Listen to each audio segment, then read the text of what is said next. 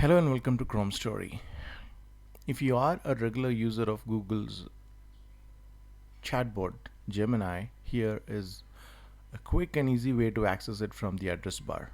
All you have to do is put in @ and then select Gemini, or just type @Gemini. Then it becomes Ask Gemini, right, instead of searching Google. So now you just start by typing your question and then hit enter, and then it becomes a conversation with Gemini.